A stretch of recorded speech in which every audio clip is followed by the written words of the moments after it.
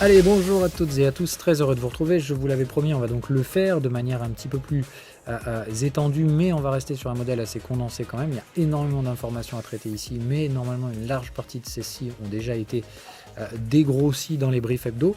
Donc si jamais vous avez besoin d'un petit peu plus de profondeur sur certains thèmes, on en refera éventuellement peut-être des émissions dédiées, mais ici je voudrais faire un peu vision d'ensemble. On va revenir sur les différentes raisons qui m'invitent à faire cette émission aujourd'hui.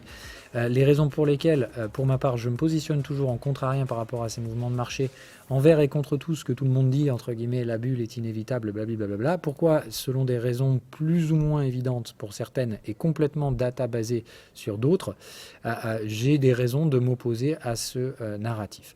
Donc bref, on va essayer de voir un petit peu tout ça. Comme d'hab, je ne connais pas plus le futur que qui que ce soit d'autre, et malgré toute la bonne volonté que je pourrais mettre à essayer d'expliquer les raisons qui me poussent aujourd'hui à être plutôt contrarien, je vais être évidemment très humble en disant je peux tout à fait me planter, il s'agit bien évidemment de gestion du risque. Je vais essayer donc d'argumenter et de proposer bien évidemment aussi des seuils d'invalidation par rapport à ce type de stratégie. Tout au bien aussi des seuils de validation, hein, ça paraît évident, bien entendu. Allons-y, donc évidemment on va démarrer comme d'hab sur le S&P 500, la cyclicité globale, hein, je rappelle, donc on va essayer d'aller dégrossir un petit peu derrière. Donc aujourd'hui le monde dans lequel on fonctionne, rappelle, recul global de la mondialisation, repli sur des blocs, toujours en lien avec ce qui avait été mis en place par M. Armstrong, hein, c'est-à-dire on est donc dans un macrocycle qui doit se terminer à horizon 2032, plutôt 2033, hein, puisque voilà, donc on va dire très très large fin 2032, donc pas d'investissement au-delà de cet horizon-là pour qui que ce soit, hein, d'accord. Donc quoi que vous fassiez aujourd'hui, même un investisseur long terme ne peut plus aujourd'hui voir au-delà de 2033. Et on va le voir, ça pose beaucoup de problèmes qu'on voit d'ores et déjà aujourd'hui se retranscrire par exemple sur les bons du Trésor à 10 ans, puisque donc, alors que des échéances obligatoires se trouvent aujourd'hui au-delà de cet horizon 2033, on voit d'ores et déjà qu'il y a un problème de positionnement sur ces durées, qui sont pour moi des choses qui vont, encore une fois, s'accentuer dans les années à venir, au fur et à mesure que les différentes maturités pour les bons du Trésor américain, mais pas que, hein, ça va toucher pour ma part, a priori, le monde entier, on va voir que le positionnement de cette dette semble de plus en plus problématique, avec évidemment très probablement des prévisions d'effondrement de cette dette après cet horizon du sommet de 2033. Donc on fait attention, ça va avoir des effets sur les mécanismes financiers que je vais essayer d'expliquer ici de manière très succincte après, quand on regardera les différents graphiques. Ok, donc il s'agit de voir où on en est aujourd'hui, donc de comprendre ce gros problème de positionnement des portefeuilles horizon 2033, où concrètement ça devient très difficile, voire impossible de faire quelconque forecast au-delà de tout ça, si ce n'est de dire qu'a priori on devrait avoir un pic sur l'ouest pour aller shift vers China en l'espace de 4-5 ans. Donc encore une fois, pas quelque chose qui va se produire en 2 jours. Mais qui devrait donc complètement disrupter le changement de polarité du monde actuel, puisque donc je parle aujourd'hui pour ma part sur un duopole. On est clairement aujourd'hui conscient que les États-Unis sont plutôt proches de la fin que du début, et qu'ils mangent plus les effets négatifs de leur dominance mondiale passée, et qui sont plutôt aujourd'hui sur la phase de déclin. Mais on voit bien qu'effectivement la Chine, elle, a du mal à profiter de cette opportunité pour devenir le leader aujourd'hui. En tout cas, il ne semble pas pressé de mettre cette mécanique en route. Mais clairement, on voit bien donc par rapport à ces shifts, si on revient sur les cycles de Ray Dalio, la Chine est plutôt en train de monter alors que les États-Unis sont plutôt en train de descendre. Donc dans ce positionnement donc, de confiance dans le modèle économique, je m'attends éventuellement donc à voir un regain de la Chine alors qu'on a une baisse des États-Unis. Cette espèce de sentiment un peu disruptif qui donc va à l'inverse de ce qui s'était produit jusque-là, c'est-à-dire des États-Unis qui montaient et une Chine qui était plutôt consolidante, puisque c'est ce qu'on a vu sur le cycle 2020-2024. Donc je m'attends à voir cet arbitrage s'inverser, c'est-à-dire la Chine surperformer les États-Unis et les États-Unis sous-performer globalement, on va dire, la croissance mondiale. Évidemment, pour l'instant, on n'en voit pas le moindre balbutiement, puisque donc le marché semble toujours bloqué sur ce cycle précédent, avec donc États-Unis first, de toute façon, ils seront les meilleurs. Il s'agit juste de comprendre encore une fois qu'en termes de cyclicité, tout n'est pas affaire de périodicité prévisible. Autrement dit, ce n'est pas depuis précisément le 6 ou 7 mai 2024 que le marché devait donc se ratatiner. Mais attention, encore une fois, il s'agit bien ici de comprendre les structurations donc, de ces marchés. Ça veut dire que depuis 2024, en mois de mai, donc on a plus de 6 mois de retard maintenant là-dessus. On était supposé voir le basculement se produire. Ce basculement est normalement relativement net et il doit se terminer vers juin, a priori, de l'année prochaine. Donc, on a 6 mois de retard, mais il reste encore 6 mois derrière pour arriver ici. Et on peut tout à fait ici donc avoir un positionnement de marché spéculatif qui continue jusqu'à ce qu'évidemment, à la fin, il rejoigne ce point-là. Moi, je lutte jamais contre les cycles. Pour dire la cyclicité, c'est un peu l'ordre naturel des choses. Et effectivement, essayer de pisser contre le vent, c'est surtout le meilleur moyen de se retrouver avec du pipi sur le pantalon. Donc bref, en attendant, c'est donc de dire, pour ma part aujourd'hui, suivre ce narratif États-Unis, superpuissance, Chine, tout pourri, c'est pas très très malin. Et c'est le premier arbitrage dont je vous avais déjà parlé, qu'à mon avis, il fallait positionner en contrariant. Ici, en plus, on a des graphiques qui vont étayer cette position, puisque donc sur le S&P 500, on sent bien qu'on est franchement plus à la fin de quelque chose qu'au début. Maintenant, certains s'imaginent que, allez, c'est parti, c'est le début de To the Moon Bro, même si, vous voyez, pour ma part, ça montre bien des signes de ralentissement, et si on bloque ici, on aura bien cette structure classique en divergence sur les hauts de canaux, avec tous les signes évidents, donc de fin de la cyclicité et d'un vrai consolidant à venir ici en rythme mensuel. Dans le sens où, encore une fois, ici, on n'a pas consolidé suffisamment pour faire le fameux pullback, ce qui est donc le signe qui nous attend. D'accord ? Donc pour ma part, le S&P en consolidation pendant plusieurs années, puisqu'il va falloir clôturer sous les 50% de contexte, retracer minimum 23%, voire 38%, 50% en extrême, même si ça me paraît toujours assez peu probable, dans l'environnement inflationniste dont on avait déjà parlé, et je ne reviendrai pas là-dessus. C'est-à-dire que si récession il y a aux États-Unis, elle sera probablement mineure, pas une récession majeure, cataclysme, explosion à la 2008, etc. Et en plus, elle sera alimentée par de l'inflation. Ça veut dire, certes, on risque d'avoir des contractions des valorisations boursières, mais soutenu par de l'inflation, ça veut dire encore une fois que détenir du cash sera évidemment pénalisant. Donc il y a bien cette notion de pression vers les actions qui, pour ma part, joue un rôle d'amortisseur sur lequel je m'attends à des relatives consolidations de l'ordre de 38% au maximum. Et je pense que très vite, encore une fois, la pression de l'inflation sur le cash va forcer les investisseurs à revenir sur des actions des côtés. Comme on l'a dit, l'arbitrage États-Unis-Chine, je ne vais pas revenir très largement là-dessus, mais tout le monde comprend bien que sur cette position-là, ici, on est dans un gros range baissier en mensuel, d'accord, faisant suite à ces zones-là qui ont donc complètement échoué à clôturer au-dessus des contextes, rejeté à l'intérieur, on casse donc l'ancien support, et ici, pour ma part, tous les signes montrent qu'on est arrivé au bout de cet arbitrage. Il est complètement fou aujourd'hui d'imaginer quoi que ce soit d'autre. Dans ce range baissier, évidemment, l'objectif, c'est déjà de revenir clôturer à l'intérieur du contexte vendeur, où soit évidemment une tendance s'infiltrera. Maintenant, comme on l'a bien compris, c'est contre nature. Si on suit les cycles d'Armstrong, on comprend bien donc que cette fois, a priori, on devrait réussir à tenir les clôtures au-dessus des contextes vendeurs. L'objectif pour moi étant donc d'aller tenir des clôtures là-bas avant de faire évidemment l'inverse, puisqu'on l'a dit, horizon 2033, c'est le shift to China. Donc pour ma part, c'est juste un gros range à débile. On met deux coups au sud, entre guillemets range vendeur, avant de faire un range haussier, c'est-à-dire je m'attends à ce qu'ici, après renversement du contexte, la Chine prenne le pas sur les États-Unis, horizon 2033. Donc normalement ici, constitution de creux et sommet ascendant à venir, mais sur des horizons très long terme. On est ici sur des rythmes plus trimestriels. Donc déjà, évidemment, donc formation de ce bottom, mais c'est surtout que là, à mon avis, les objectifs sont assez intéressants. C'est-à-dire, pas nécessairement les États-Unis s'effondrent et la Chine s'embellit de tout ça. Je pense plus, encore une fois, qu'il s'agisse d'une consolidation globale de marché dans laquelle les États-Unis retracent, mais marginalement, alors que la Chine, au pire, reste sur place, voire progresse très légèrement. On ne va pas chercher des mécaniques extrêmes dans ces environnements-là. Mais pour ma part, il me semble bien que cet arbitrage États-Unis-Chine, qui a largement défavorisé la Chine sur ces dernières années, devrait se renverser. Les autres choses qu'on a vues, c'est que donc à l'intérieur du S&P 500, certains positionnements nous invitent à penser qu'un arbitrage va être fait en retour vers les S&P 495, c'est-à-dire une sortie de capitaux très majoritairement accumulés, mais ici on a tous les éléments pour un bottom sur les large cap US. Donc attention, c'est surtout les large cap US qui devraient prendre dans cette consolidation. Même chose sur cet arbitrage gross value où on montre bien donc qu'aux États-Unis, c'est probablement l'épuisement de la croissance technologique qui devrait causer en fait ce pullback sur le S&P 500.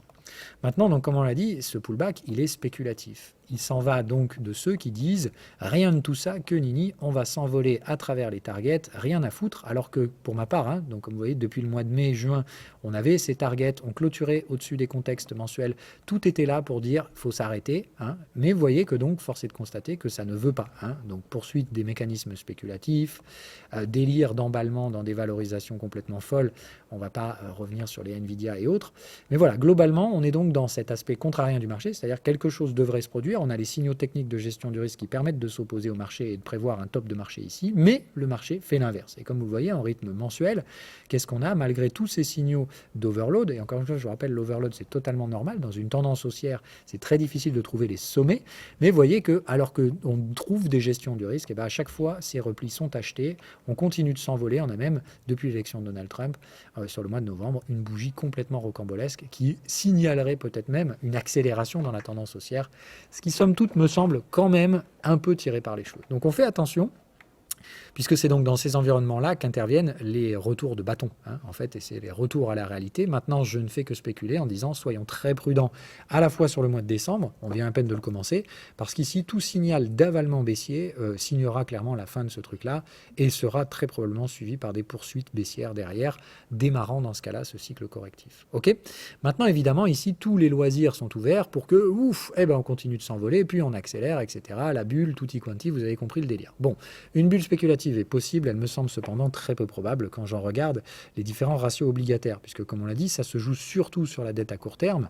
Est-ce qu'on va avoir, entre guillemets, injection monétaire, soutien aux bourses? Ça semble assez peu probable, puisqu'on le voit toujours, pour l'instant, le positionnement spéculatif sur les bons du Trésor montre que rien de tout ça n'arrive. Pour ça, il faudrait voir ça chuter, et ce serait probablement, pour ma part, associé avec une récession aux États-Unis, donc une baisse et un ralentissement de la croissance, ce qui, somme toute, pour ma part, n'est pas du tout en soutien au marché financier, bien au contraire.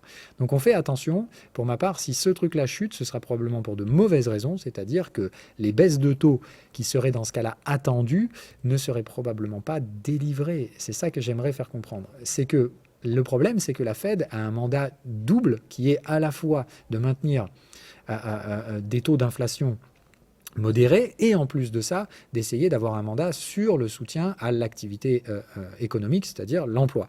Mais si l'emploi aux États-Unis vient à se dégrader par un ralentissement économique, mais que on a un maintien de forte pression inflationniste, eh ben on se retrouvera avec une Fed qui ne peut rien faire parce qu'elle sera globalement en train de dire je ne peux pas soutenir l'emploi en baissant les taux pour stimuler la croissance parce que ce sera inflater la base des prix, donc autrement dit réenclencher un mécanisme inflationniste. Autrement dit, la Fed sera probablement bloquée. Elle ne pourra pas venir en soutien du marché, ce qui fait qu'on aura donc une économie en récession, mais avec une impossibilité de soutien monétaire, si ce n'est traduit immédiatement par une relance inflationniste. Donc on a bien ce positionnement, comme on l'a dit, qu'on voit très bien sur les taux à 10 ans, qui ne se positionne plus aujourd'hui pour dire de toute façon, le ralentissement économique américain au-delà de l'horizon 2030 va probablement commencer à profiter à la Chine au-delà de ces horizons. Autrement dit, plus personne n'achète des bons du Trésor à 10 ans aux États-Unis, sauf les gens qui sont forcés de le faire. Le problème dont on avait déjà parlé aussi dans les briefs hebdomadaires, c'est que tout le monde s'attend à une hausse de l'impression monétaire. Je ne vois rien de tout ça. Ici, tout invite à penser que si on a une hausse, elle sera limitée. Elle sera probablement targetée vers des processus de production réels, c'est-à-dire non pas des soutiens à la bulle financière, mais plutôt des soutiens à l'économie réelle, qui se traduiront très probablement, comme on l'a dit, par des retours de l'inflation, puisqu'il s'agit de dépenser dans l'économie réelle. Il me semble dans ce cas-là que le plus probable, c'est qu'à terme, on ait effectivement une forme de contraction de la liquidité pour construire une forme de range ici. Je pense qu'on n'aura pas de nouvelle expansion des budgets avant probablement 2027-2028. Ou en tout cas, si expansion de ces budgets existe, elle sera probablement targetée non pas vers l'alimentation des bulles spéculatives financières, mais plutôt vers l'économie réelle. Et elle risque d'alimenter d'autant plus les mécanismes inflationnistes dont on a parlé. Donc voilà ce qu'il est à dire. Le troisième et dernier pan pour la partie global market, c'est évidemment la dette high yield, autrement dit la dette de merde aux États-Unis, principalement de la dette corporate, là, qui traite toujours, comme on l'a vu, sur des niveaux discountés extrêmement affligeants. Et là, encore une fois, les contextes acheteurs qui vont être visités, je préfère être franc avec vous, dans un contexte vendeur comme ça, on va y aller ici. Donc la question, c'est quand et comment on va y aller. Vous voyez qu'à chaque fois, on a ces fameux sauvetages, on injecte du pognon. Comme vous avez compris, cette fois, on ne va pas pouvoir injecter de pognon. Donc là, dès que ça rattaque sur la dette high yield, c'est concrètement pour ma part, le signe de la récession. Donc, un des signaux de l'entrée dans cette récession devrait être clairement le déclenchement sur la dette à yield, c'est concrètement la liquidation du tissu économique américain. Toutes ces petites entreprises et moyennes entreprises, zombies entre guillemets comme on dit souvent, qui ne pourront plus rouler leurs dettes parce qu'ils se retrouveront très probablement, comme je vous dis, confrontés à une Fed qui ne baissera pas ses taux, c'est-à-dire une charge de la dette qui reste très marginalement restrictive pour cette économie. Donc comme je vous dis, on risque d'être enfermé dans cette forme modérée de stagflation parce que cette fois, la Fed ne pourra pas venir sauver les marchés. Et cette dette va probablement être non servicée, c'est-à-dire, comme on dit souvent dans les modèles de Ray Dalio, des restructurations de la dette. Pour ma part, encore une fois, une longue partie de cette dette est non servissable et elle va devoir faire perdre les déposants qui jouent dessus. Donc encore une fois, rester à l'écart de la dette à yield, clairement, c'est ici que ça va frapper si on entre en récession aux États-Unis. Je ne rentre pas, ou alors très marginalement, dans la guerre d'échange à laquelle se livrent les États-Unis, et le président Donald Trump va probablement s'avérer encore plus fort là-dedans. Pour ma part, encore une fois, la trajectoire long terme de l'euro-dollar, elle est très claire et non discutable pour ma part. Cette sortie de ce canal est probablement temporaire avant une réintégration, et je pense encore une fois qu'il faudra construire ici un sommet descendant de long terme avant d'en sortir. Autrement dit, avant de pouvoir voir l'euro-dollar sous la parité, pour ma part, il va falloir monter à 1,35 d'abord. Ce qui m'invite à penser que la guerre d'échange de Donald Trump, si elle s'extrapole, elle va s'extrapoler surtout par une très forte baisse du dollar et une dévalorisation assez significative. Peut-être même encore plus que ce qui pourrait être fait en Europe. Ce qui est clair en tout cas, c'est que vis-à-vis du Japon, le signal est déjà donné, c'est-à-dire concrètement le Japon qui, lui, a tout fait depuis des années pour s'en sortir depuis 2008, le fameux carry trade, d'accord. La fin de ce carry trade, pour ma part, mène ici à une très forte dévaluation du dollar.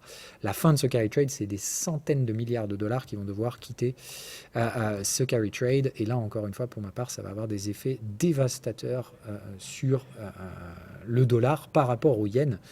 Mais attention, évidemment, un taux de change aussi fort aussi, ça risque de stimuler un retour de croissance. Au Japon, c'est pas pour rien que notre ami Warren Buffett a investi là-bas dans les dernières années, alors qu'il se désinvestit de plus en plus de sa chère économie américaine et qu'il vend même plus de 2/3 des positions Apple qu'il détenait depuis des dizaines d'années. C'est dire quand même, encore une fois. Donc bref, quand les gros investisseurs value prennent des profits aux États-Unis pour investir soit sur des émergents, soit on va dire sur des économies qui sont en stagnation depuis très longtemps, évidemment, il me semble que un message assez évident est envoyé.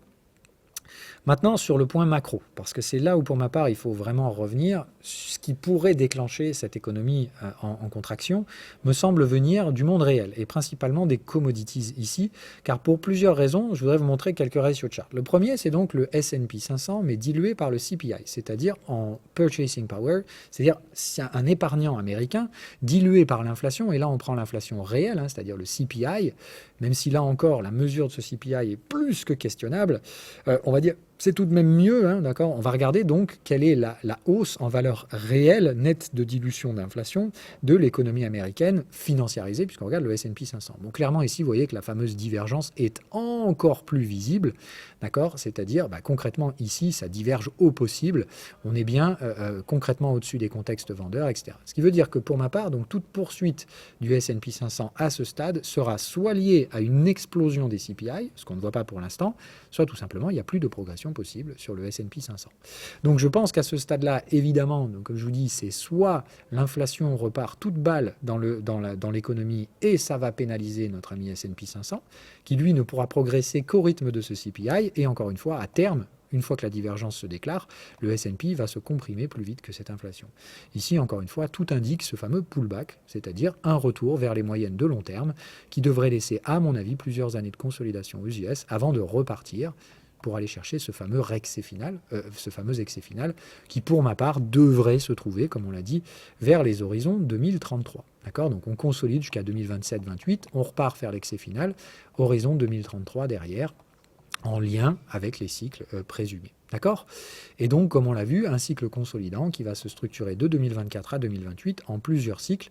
Un premier bottom pourrait être atteint vers juin de l'année prochaine. Donc attention, c'est pas parce que tout le monde pense qu'on va au nord qu'on va pas aller au sud très vite horizon juin, et donc avec un peu plus de volatilité.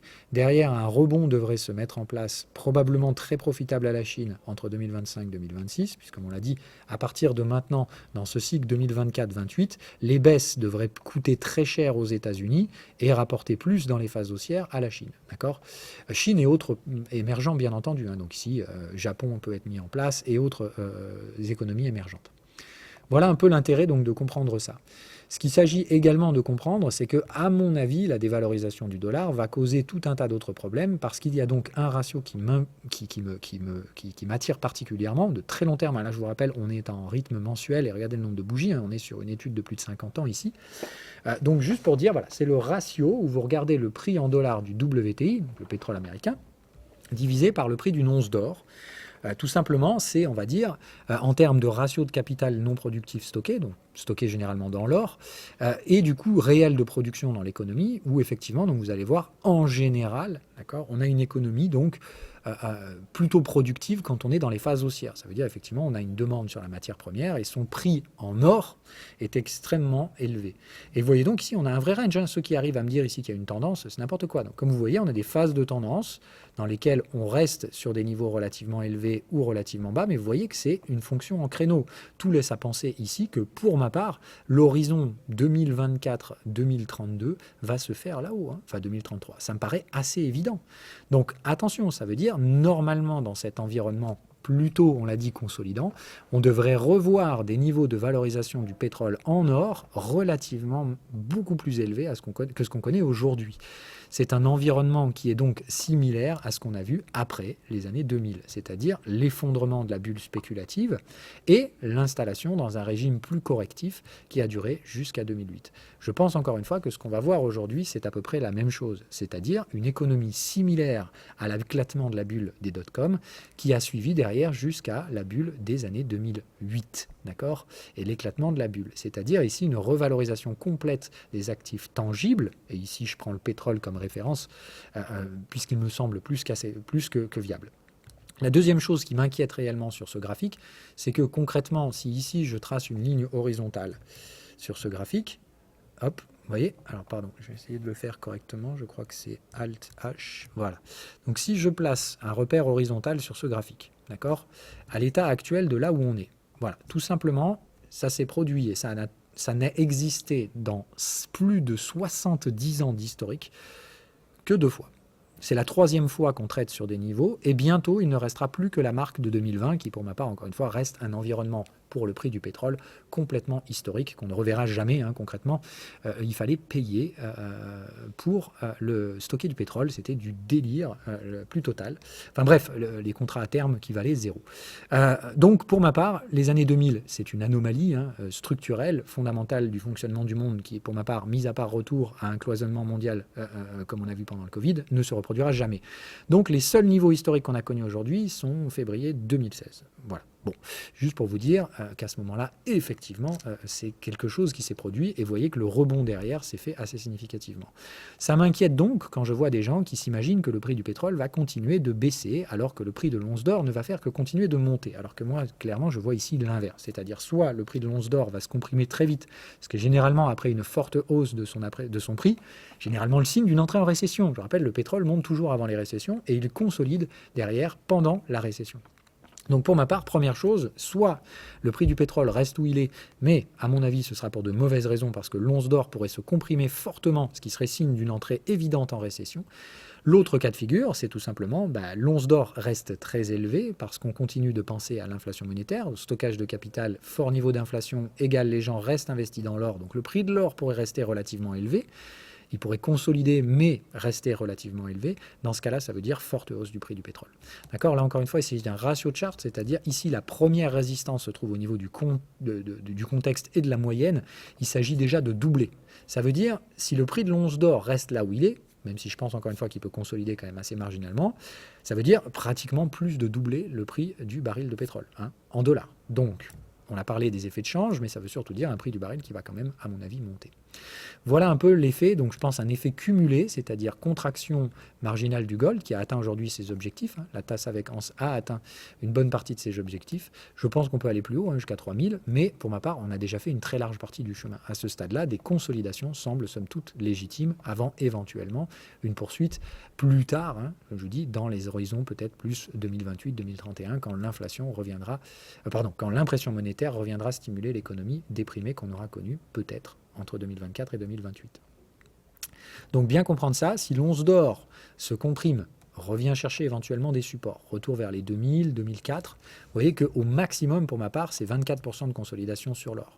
Donc ça peut participer à la réappréciation de ce ratio, mais pour ma part, c'est surtout mon ami le WTI qui semble être le gros menteur dans cette équation. WTI dont on a vu qu'en plus des flux hebdomadaires pourraient se déclencher si on tenait cette moyenne, et dans ce cas-là, les objectifs graphiques de ce flux nous amèneraient vers 200$ le baril de pétrole. Bon, enfin on va dire en tout cas minimum 130. Ça me paraît encore une fois très important parce que comme je vous dis, partant de 70, aller chercher 200, ça viendrait donc très probablement de là. Et tout comme vous le voyez, à l'époque, ce qui s'est produit dans les années 2000, à la suite donc de ce shift, c'est qu'on a vu évidemment donc une chute très forte des prix du pétrole, une chute assez significative derrière des prix de l'or. Vous voyez, les prix de l'or à l'époque à 400$ étaient revenus d'être pratiquement divisés par deux. D'accord ? Et surtout, ce qu'on y voit derrière, c'est qu'effectivement, le prix du pétrole, lui, s'est apprécié significativement. Et c'est ça qui a drivé, pendant les années 2000, cette forte hausse de ce ratio. D'accord ? C'est une forte hausse du prix du WTI dans les années 2000 qui ont principalement contribué à ce facteur. Et je pense qu'encore une fois, c'est ce qui nous attend ici, c'est-à-dire un retour dans le haut de range, avant évidemment de voir plus tard, horizon 2030, l'explosion et la sortie de ce range par le haut, pour aller chercher probablement des prix du pétrole plus de l'ordre de 200 à 300$. Voilà un peu le statu quo. Donc pour ma part, ce qui m'inquiète aujourd'hui sont l'ensemble de ces choses-là. Ce ratio historique du prix du pétrole par rapport à l'once d'or qui m'invite à penser que l'un ou l'autre est en train de mentir. Et que dans les deux cas, ça ne sera pas bénéficiaire à l'économie américaine. Soit parce qu'il y aura une très forte hausse du coût inhérent des matières premières qui va encore alimenter une reprise inflationniste, qui va donc probablement comprimer encore plus l'économie américaine, l'enfonçant dans une forme de stagflation, qui est tout sauf une économie bandante. Ce que ça devrait donner par rapport à notre ami le S&P 500, c'est une situation similaire à l'après-année 2000, c'est-à-dire éclatement de bulles, d'accord ? Mais comme vous le voyez, forte inflation quand même, et derrière, éventuellement, consolidation, c'est ce que Warren Buffett appelle la Lost Decade. Et pour ma part, je pense que c'est exactement ce qui nous attend. C'est-à-dire que pour ma part, ceux qui aujourd'hui achètent le S&P 500 aux États-Unis sans couverture en valeur nominale d'inflation, mettront probablement plus d'une dizaine d'années avant de retrouver des niveaux de valorisation similaires.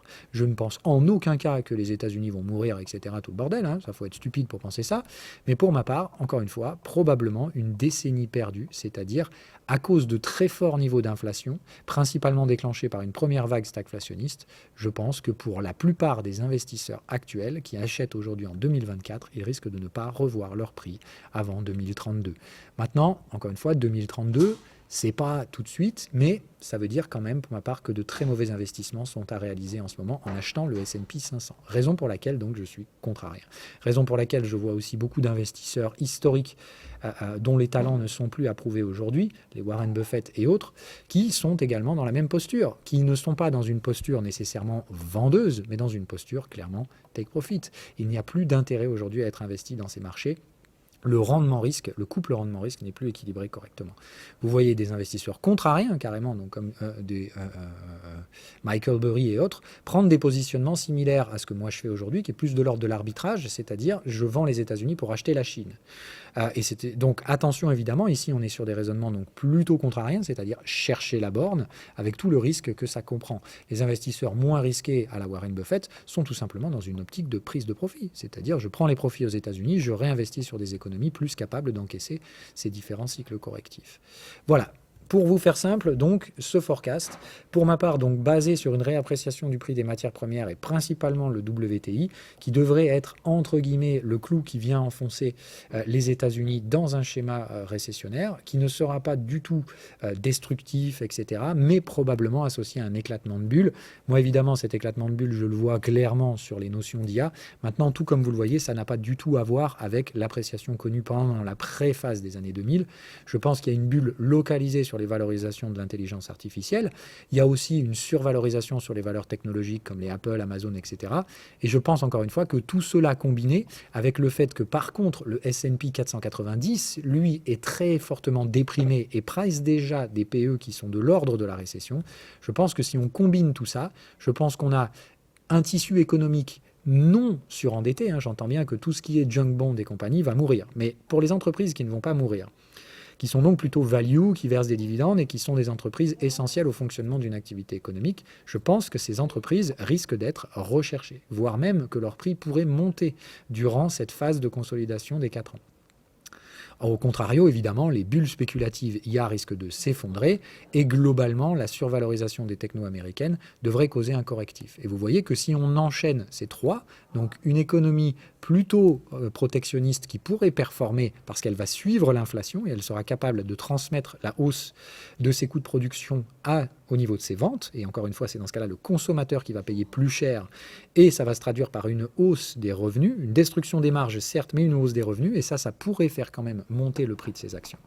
Les techs qui consolident, même si je pense qu'elles ne vont pas cracher non plus, je pense qu'une forte consolidation les attend et on parle encore quand même de contraction de l'ordre de 30 à 40% pour retrouver des niveaux de valorisation plus soutenables sur des actions comme Apple, Amazon, etc.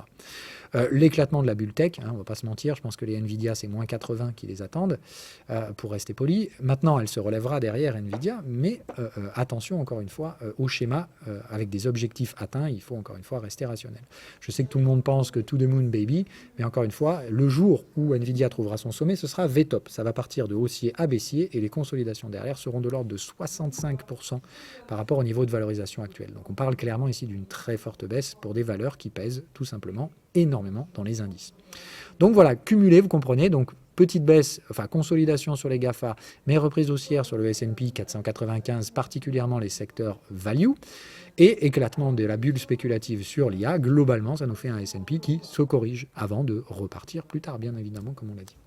Donc pas très bandant sur l'économie américaine. Comme on l'a dit, soit on reste relativement déprimé sur le Hang Seng, d'accord ?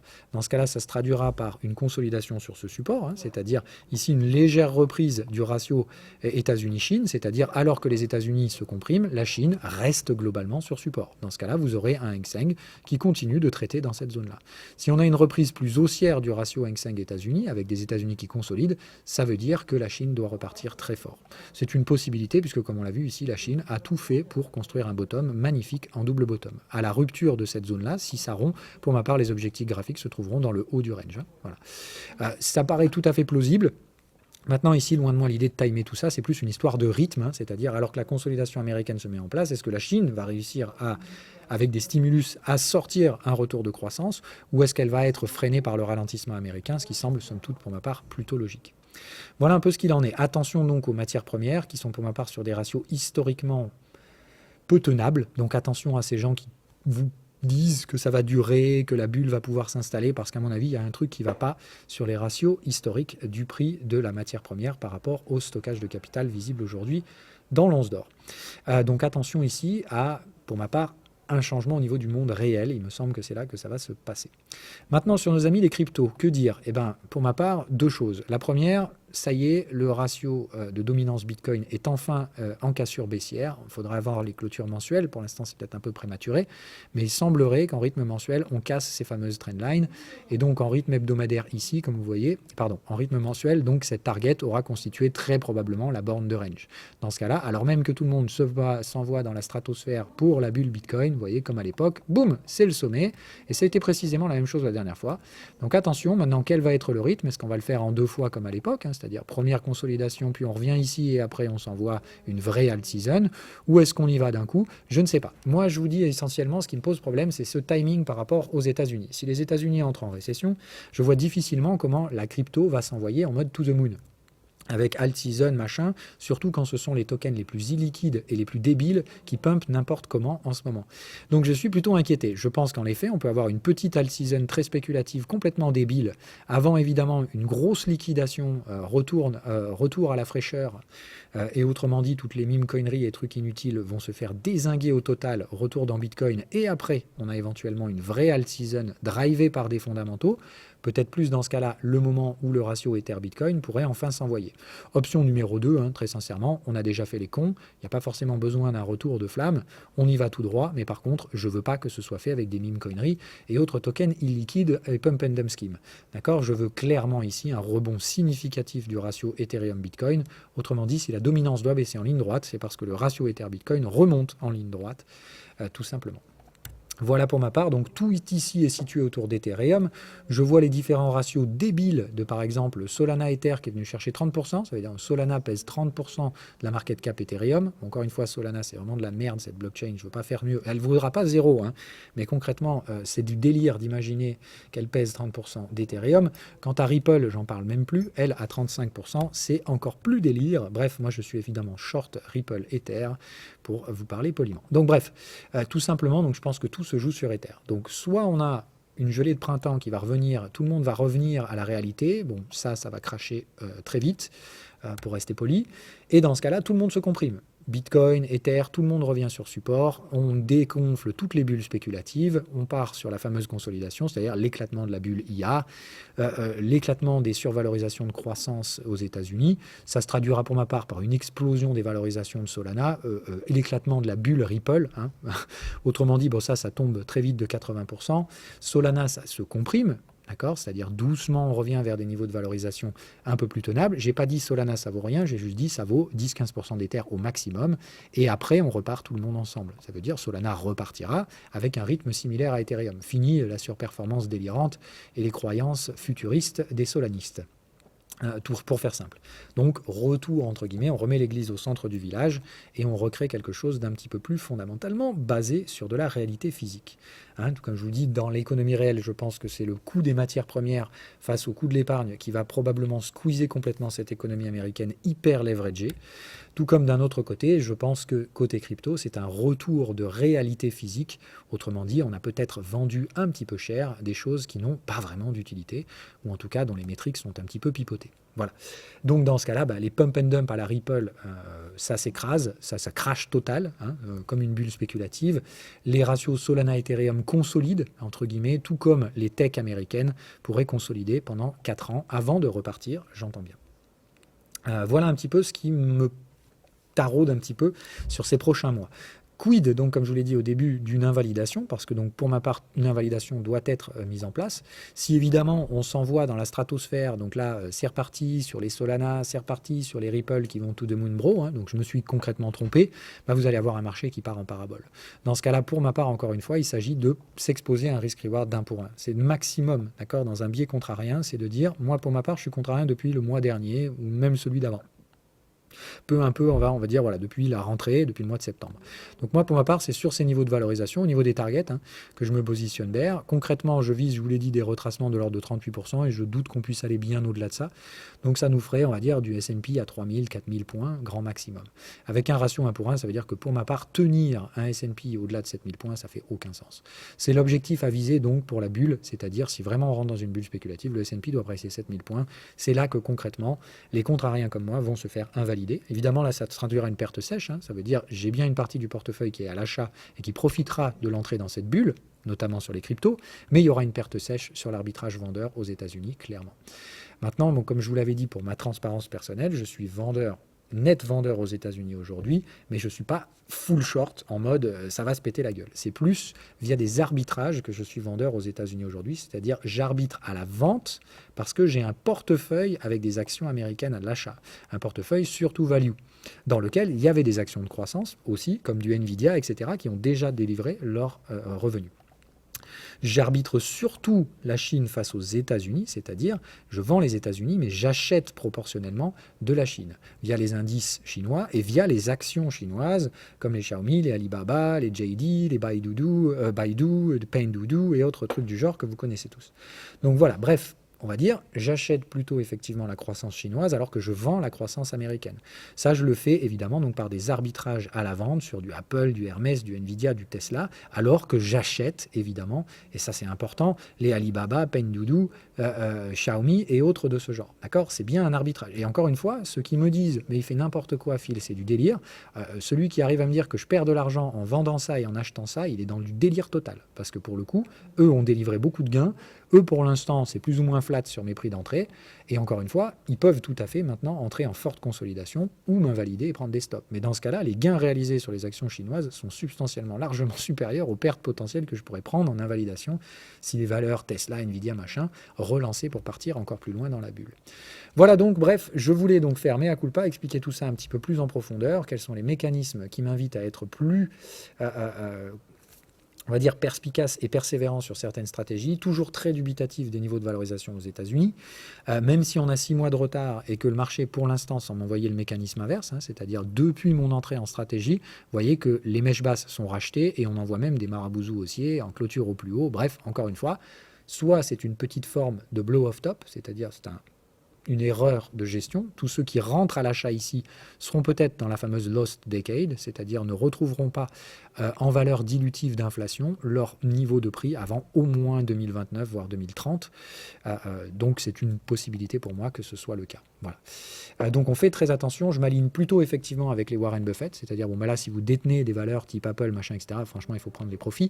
Se mettre vendeur à découvert, c'est très compliqué si vous n'achetez pas la Chine en face, puisqu'il me semble encore une fois que c'est souvent mal compris. On dit ah, mes filles, il est débile, il vend les valorisations tech US qui vont s'envoyer dans la stratosphère. Bah, déjà d'une, elles ne s'envoient pas trop dans la stratosphère, je trouve. De deux, il y en a que j'ai carrément acheté avant de les vendre. Et puis, bah, pour ma part, encore une fois, je pense que ça me paraît assez peu probable. Et dans tous les cas, si je devais prendre des pertes ici, elles ont été très largement compensées par les magnifiques gains réalisés sur les valeurs chinoises ces derniers mois avec la première vague de relance chinoise. Et je vous rassure, il y en a d'autres qui arrivent. Donc voilà. Et je ne suis pas bearish aux États-Unis, hein, je suis bullish sur certaines valeurs et pas d'autres, parce que je pense encore une fois que c'est plus une affaire de stock picking. Je suis bullish au possible sur les commodities et particulièrement le WTI. Il y a aussi le ratio silver-gold qui m'interpelle énormément, hein, parce que vous voyez là pareil, on est sur des niveaux historiquement pas vus, plus de 2 à 3 fois dans toute l'histoire. Je pense encore une fois qu'ici, un creux ascendant va se former, nous envoyant des ratios silver-gold très très très élevés. Là encore, signe d'environnement stagflationniste. Je vous rappelle, quand les ratios silver-gold sont élevés, c'est qu'on est en environnement propice à la stagflation. Vous le voyez, c'est exactement ce qui s'est produit pendant les années 70-80.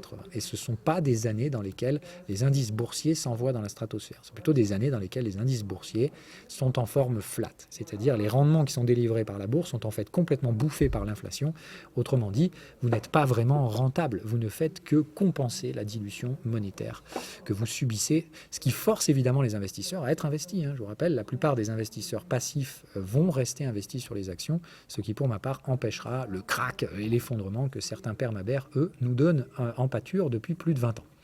Voilà, donc on restait optimiste, rester investi, oui. Paniquer en mode ça va cracher, j'y crois pas une seconde.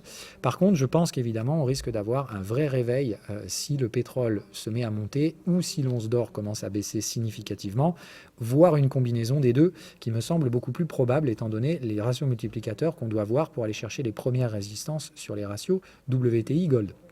Les ratios silver-gold nous montrent aussi que si on a une reprise haussière ici, elle sera suivie d'un flux daily voire hebdo qui devrait nous amener vers des niveaux qui vont clairement signifier les environnements plutôt stagflationnistes, c'est-à-dire des coûts des matières premières productives très élevés, alors que les coûts de capitaux, eux, commencent à être moins intéressants.